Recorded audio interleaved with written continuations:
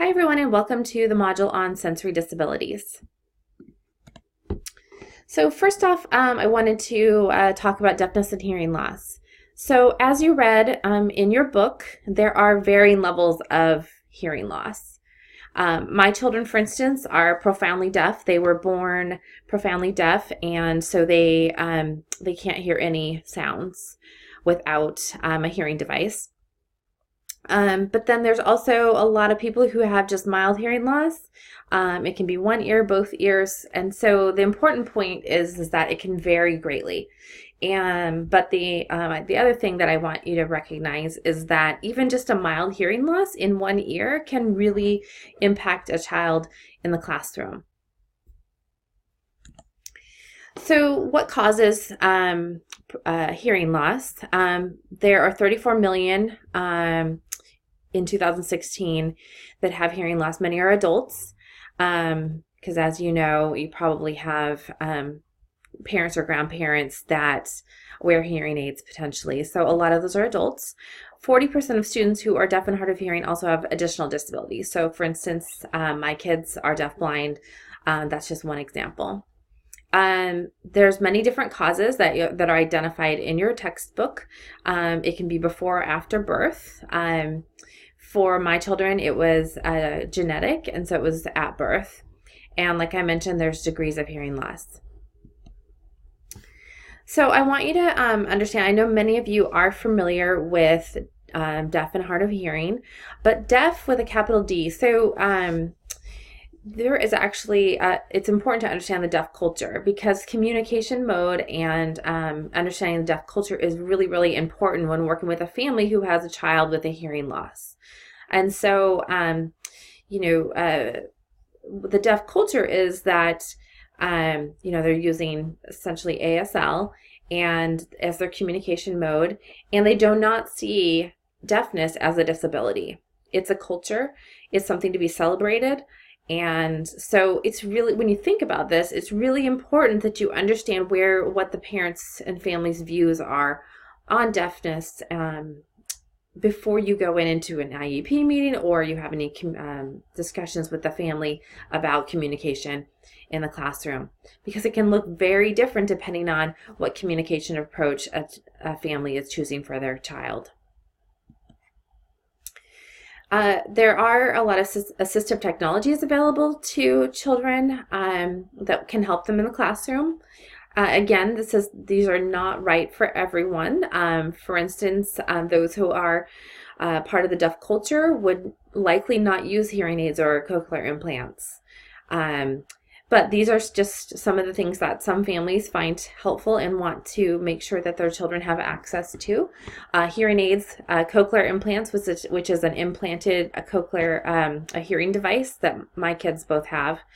FM systems are paired with both hearing aids and cochlear implants, and those are, like my children use that in the classroom. It's a microphone that the teacher wears. There's also pass-around microphones that can be used to help amplify the speaker's voice. And then there's CART and captioning that can also be helpful for note-taking, videos, that type of thing. And then other assistive technologies, using iPads, things like that have been proven effective as well. I want to play an FM system simulation for you. This is something that my 11-year-old son found, and I really like it. This is a simulation of what speech sounds like through a hearing aid. This is what it would sound like if you're an adult with a hearing aid trying to communicate in a restaurant or cafeteria. You can hear me, but you can also hear all the noise and reverberation, making it difficult to understand my voice. As you move further away from the talker, it becomes even more difficult to understand speech. This is what speech would sound like when listening through a Roger system from Phonak. In this example, we're using the Roger pen. It automatically chooses the correct settings based on the room noise and its position in space. Now you can hear speech much more clearly, making it easier to understand. It will sound clear no matter how far away you are. You can even be 20 meters away and still hear and understand. This is a simulation.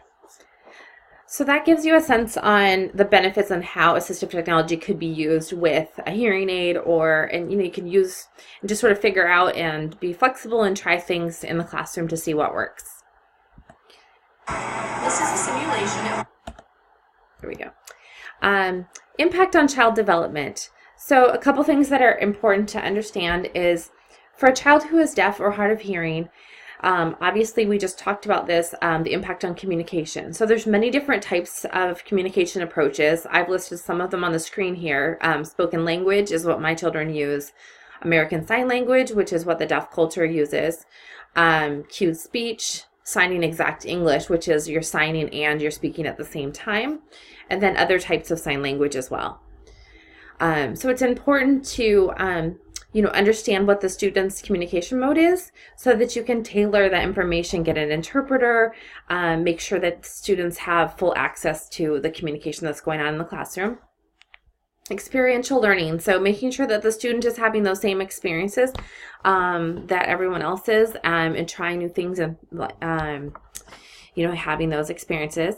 Academic characteristics, so things like phonics, things like that are going to be harder for a child who is deaf or hard of hearing. There's a lot of research out there on that. And so it's just important to understand, what are the academic characteristics that are things that are going to be hard for a student who is deaf or hard of hearing.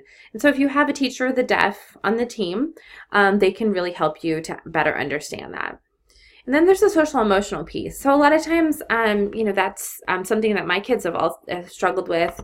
If you can't hear your peers in the hallway talking to you, if it's really hard, you heard like what it sounds like in noise. So if you can't hear in a noisy restaurant, in PE, you can't hear somebody calling your name, like 7-year-olds, they might try to say your name a couple times and then they might move on. And so it's just important to understand, the social emotional pieces of it. And then also just making sure that they understand the hearing loss, can explain it to others. And so there's that whole social emotional piece that goes with this because it is pretty low incidence disability.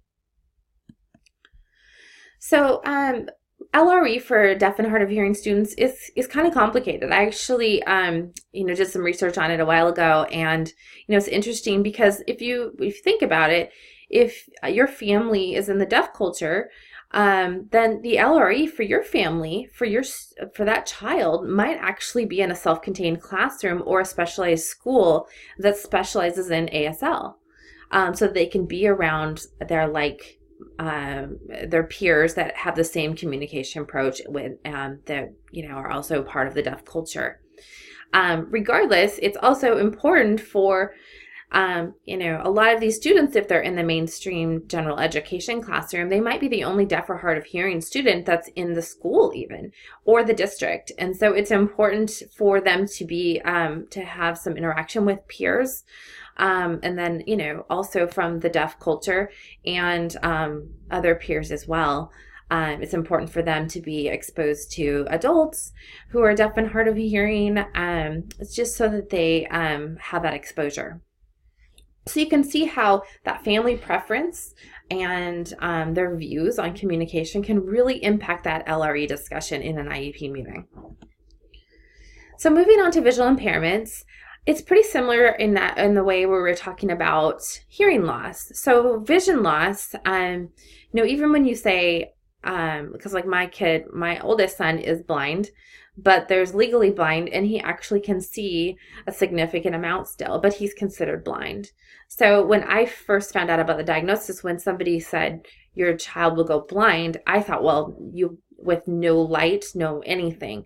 But there's a whole spectrum of low vision to completely blind with no light perception.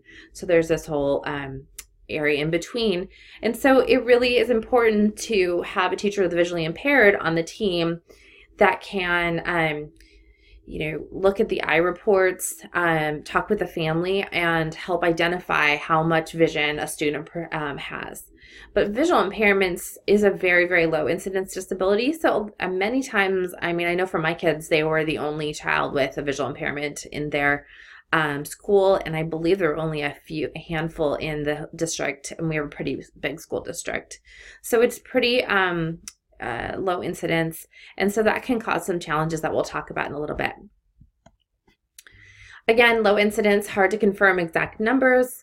Most common causes, cortical visual impairment. That's trauma to the brain is one cause of it. And so that's important. That has some really interesting other symptoms and supports that need to go with that.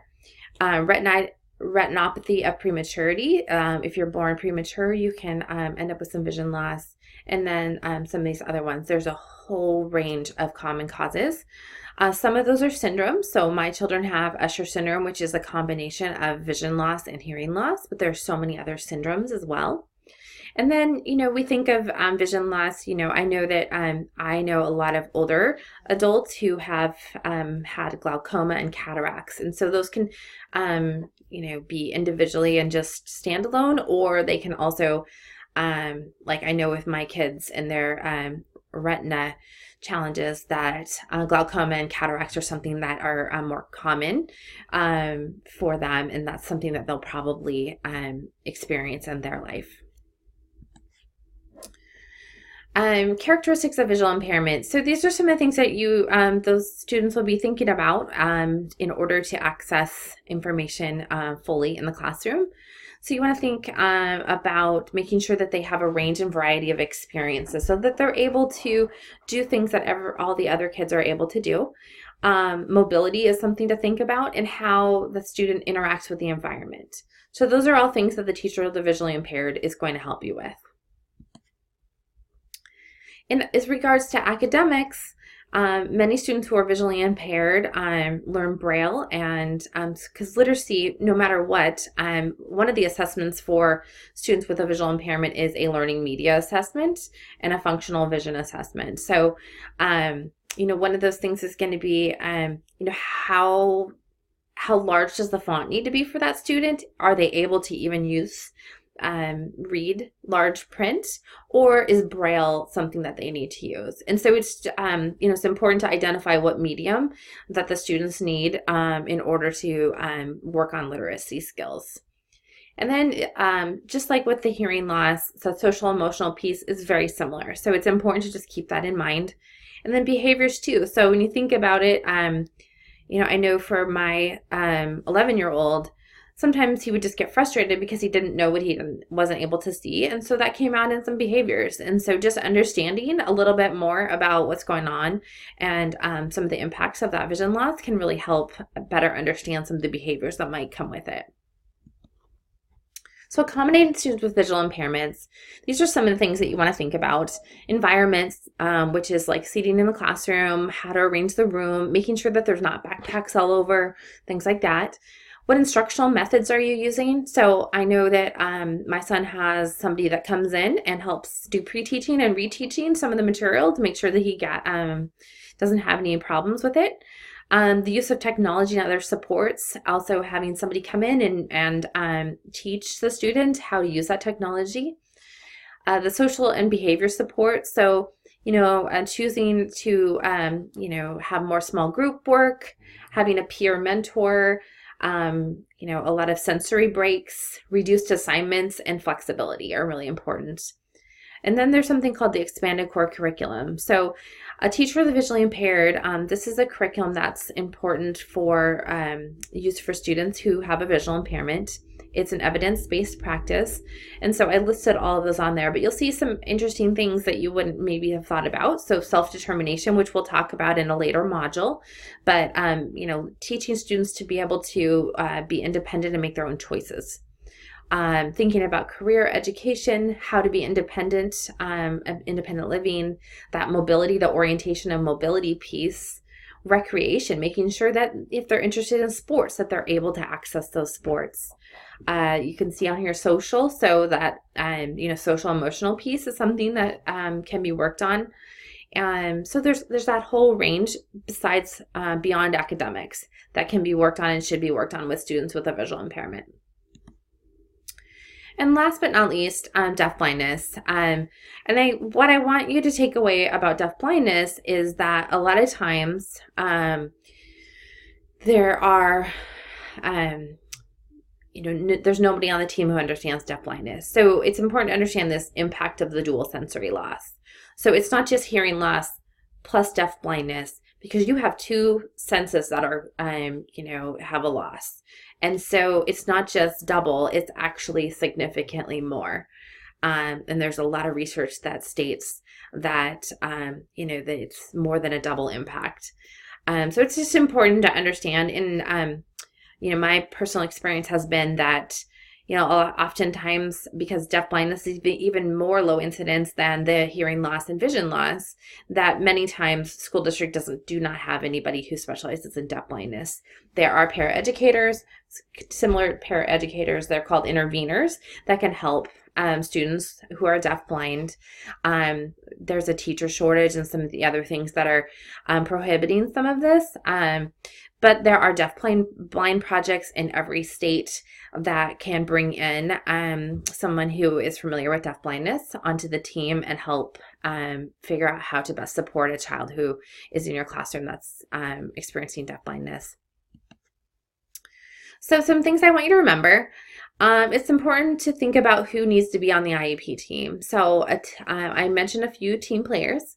Oftentimes, you should have if a student is deaf or hard of hearing, they should likely have a teacher of the deaf on the team. And that teacher of the deaf should have familiarity with the type of communication mode that the family wants to proceed with. A teacher of the visually impaired is somebody who would be around on the team for a student who has a visual impairment. An orientation and mobility specialist is going to help give those cane skills, those more mobility skills like using the public transportation and things like that. Maybe a speech and language pathologist, depending on the level of hearing loss. And so that whole team is going to help support, along with the special education teacher, general education teacher. So the team ends up getting quite large. Like I mentioned, there's a shortage of personnel for these types of positions, so that sometimes can be challenges in a school district. And then, thinking about some of these low incidence disabilities, there's others too, but any low incidence disability, you think about some of the challenges that can happen in an IEP meeting. So how parents and families are sharing information with the team and vice versa. So, because oftentimes, the family might be the most knowledgeable of a particular syndrome. So like for myself, a lot of our IEP team's not familiar with Usher syndrome. So I'm the one that's bringing in the information to the team every year about what is Usher syndrome and things like that. And it's just easier for me to do that. And, but it's just important when you think about collaboration, it's important to think about that sharing knowledge and what that looks like. And then again, it's unique. You saw that there's varying levels of hearing loss, varying levels of vision loss, different communication modes, and all of these affect your LRE. It affects the way you individualize instruction for a particular student and how you make sure that that student has full access to the information in the classroom. And so it's really just important to understand and remember that. And that's it. I hope you enjoyed this module. If you have any questions at all, I'm happy to share my personal experience, and I'm also I'm going to jump off the discussion boards. And so if you guys have any questions in regards to sensory disabilities, please feel free to pose those, and I'm happy to respond. Thank you, and have a great week.